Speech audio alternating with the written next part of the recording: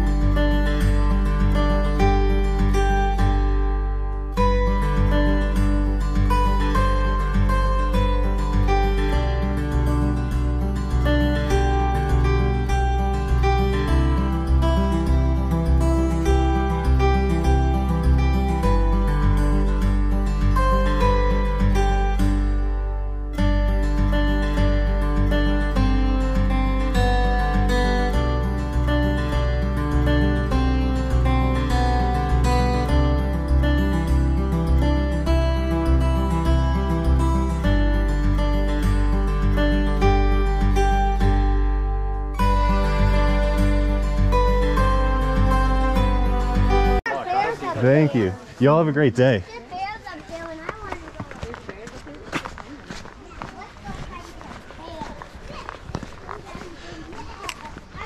Maine to Georgia. We are on the way to the trail. This is not the trail. This is the approach trail in Amicalola State Falls Park. And away we go. So many cool people already. I've run into, big shout out to Tom, shuttle driver from the Perimeter Center. And I'm gonna run into a bunch of people. There's already like at least 4 or 5 through hikers that I either met directly or, is this where we get our tags? Let me go see. Let me see what this is regardless. But I want to make sure I get my through hiker tag before I leave.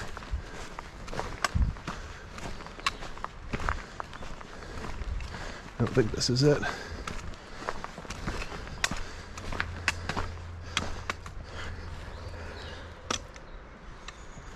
That's basically what a shelter looks like.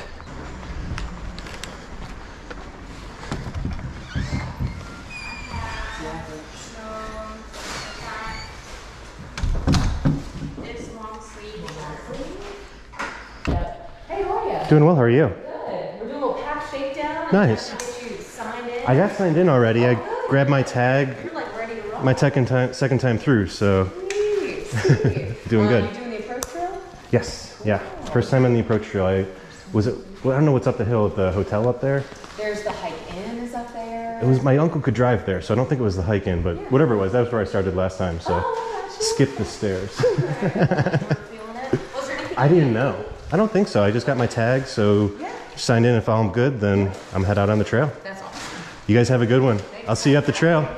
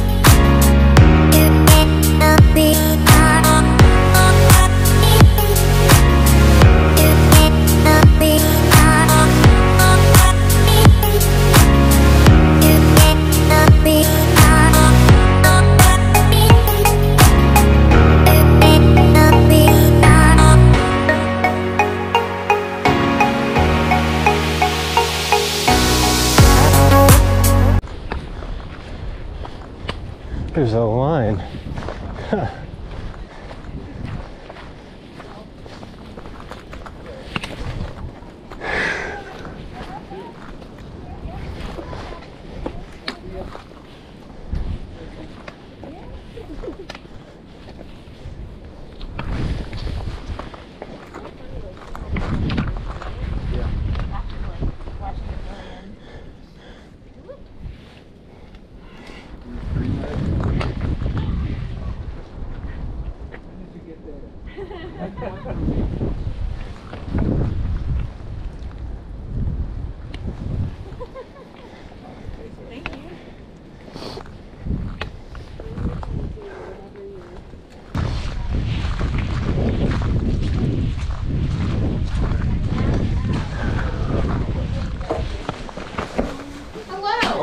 Let's go! Yes. Who wants Fireball? Oh. Sure! Speaking the language. Hell yeah. Oh, yes. You can't pass a bottle around. You wanted to spread diseases. Oh, of course. Yeah, who wants one? I don't think anyone's saying no. It's too cold to not have. So what's your name? I'm Papa Roja. Papa Roja. Thank you. You're welcome. I've done this once before. So where did you... All right, welcome back. This is day 2 and we are heading away from Stover Creek Shelter. This is where I camped the first time I was on the AT on my first night. Just getting some food and some water in me. Before heading out, we're gonna go to Gooch Shelter today. Don't know if it's Gooch Gap or Gooch Mountain, but that'll be where we end up tonight. About 13 more miles, 15 and a half for the day, and then probably try to get to Neel Gap tomorrow and either stay there at the hostel or in the bunk room or continue on through. So there's a campground right past that. We're not supposed to get any rain, so it should be a little bit easier to set up a tent. Did stay in the shelter last night, which was nice because it was raining all night long, and now I don't have to dry out my tent or basically anything substantial. Not that like things really dry out here with the humidity.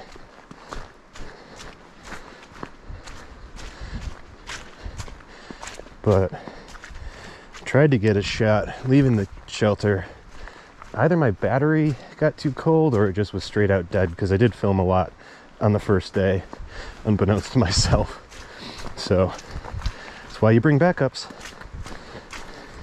See you guys in a little bit.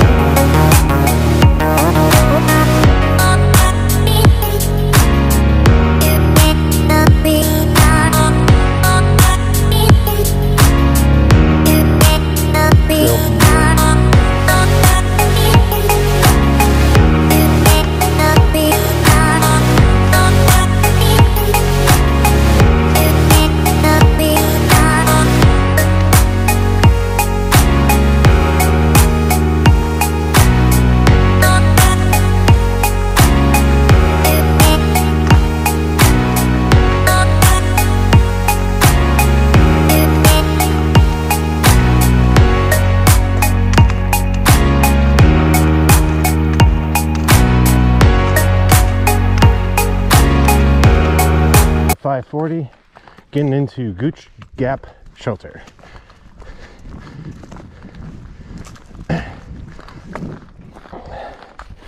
Whew.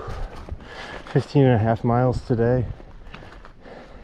Hopefully there is a spot in the shelter because I'm pooped. I would love to just not have to set up my tent.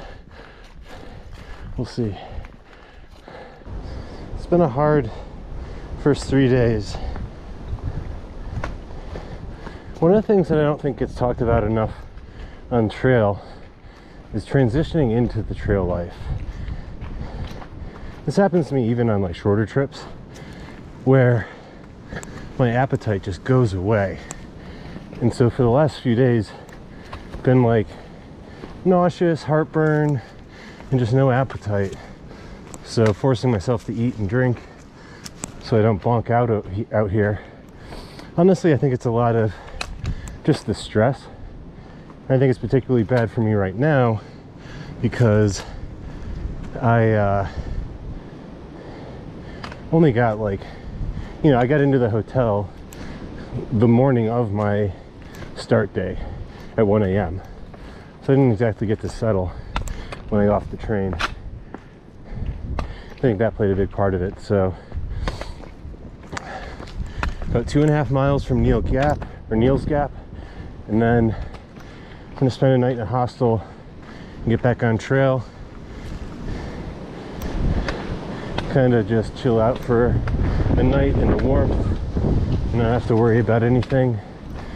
Get some food, and hopefully that'll reignite my need for fuel. So here's the top of Blood Mountain.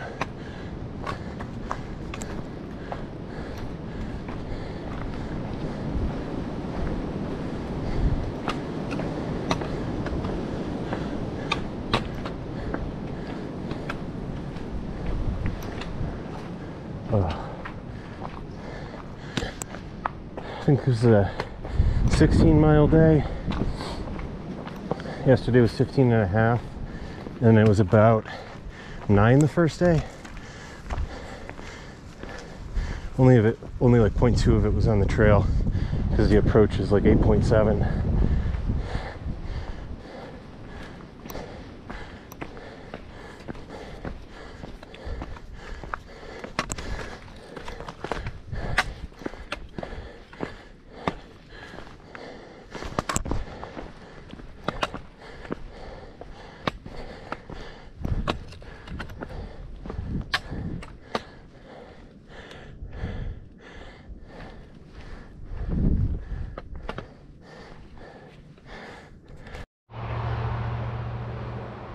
Hey everybody, wanted to show you the cabin that I'm at.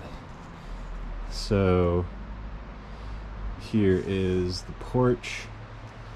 I'm pretty standard inside, just so this is the road that goes through Neel Gap. But you know, pretty standard inside, nothing unusual. Little loft upstairs. So I ended up zeroing here on my 4th day on trail, and kind of wanted to talk because a lot of people have been asking in the real world when I make these videos, like, give me some tips for how to be successful on trail. So I think today is a perfect example to kind of talk about the decision that I made yesterday to take today off. Essentially what had happened was, through like the stress and anxiety of just like starting the trail and this being such a big summer and not having enough time in Atlanta to really get a good night's rest and get ready for the trail, I was just kind of wound up for the whole experience and ended up not eating and drinking enough. Kind of gotten in the situation where your stomach contracts, you're not hungry. I was getting a lot of heartburn. It was just all, you know, very obviously stress related, but what I started feeling at the top of Blood Mountain was something that I describe as bonking, a term from running, where basically your body runs out of usable energy in the stores, and you're just kind of like running on fumes. So I wanted to take the time to come into town, or not into town, but chill out here at Neel Gap and eat a bunch of food, drink a bunch of Gatorade, get rehydrated, get my energy up, and I'm feeling great today. Haven't had any heartburn. Kind of let, you know, all the I have to do this, kind of just let go of that, and in a much more positive place right now. Going to be able to really get after the trail. So very good decision in my opinion. But everyone's different in what they think is right and wrong. I'm not one of those that likes to push too hard on the trail. I had a friend that on the CDT had blisters in the very beginning and ended up having to get off trail, not because of the blisters directly, but because to kind of, you know, compensate for where it hurt when he stepped, he was walking funny, that led to shin splints. So this is really all about just taking care of an issue before it comes to be a real problem. And I'm going to get right back out onto the trail, plan to get to Franklin, let's see, today's the 21st, so on the 25th of March, and that'll be, I think it's 110, I forget, it's over 100 miles. So we're going to pass the 100-mile mark in that stretch. We're also going to pass the Georgia-North Carolina border, so we'll have our first state checked off the list, and continue our way north to Maine. So appreciate you guys checking in, and I will see you guys tomorrow from Mountain Crossing Outfitter at Neel Gap. Hey everybody, we are at Mountain Crossing Outfitters. This is the day that I took a zero on to try and get some more food in me so I don't have any issues hiking. And I wanted to show you two things. You can see right behind me, that is the doorway through Mountain Crossing Outfitters, or the building that they're in. It's the only place on any of the three big trails where the trail goes inside a building or through a building. So that's pretty cool. Not very long, obviously, but still iconic. And what's also iconic is this tree. I showed this before in my first video, and there aren't a lot in here right now. I think it's probably because it's early in the season, but the legend of the tree is that people who come off Blood Mountain on their through hike will oftentimes quit here, and everyone's boots that are in the tree are hikers that are no longer on trail. This is not a true story. This is a fantasy where most of the shoes in here, probably 99% of them, are from hikers, but they're hikers that are coming to Mountain Crossing after their first 40 miles, realizing that they have the wrong shoes. They buy another pair here and just toss the old ones up into the tree. I think it's better to put them in a hiker box, but you know, to each their own. Anyway, get some good views of the valley over on the other side in a minute, but appreciate you guys coming along. I will get a little more detail about why I stopped and talk about that, because I think it's an important thing to do this. Talk a little bit more about why I decided to take the day off and what kind of signs to look for, because I'm doing this to avoid a potentially dangerous situation. So see you guys in a little bit.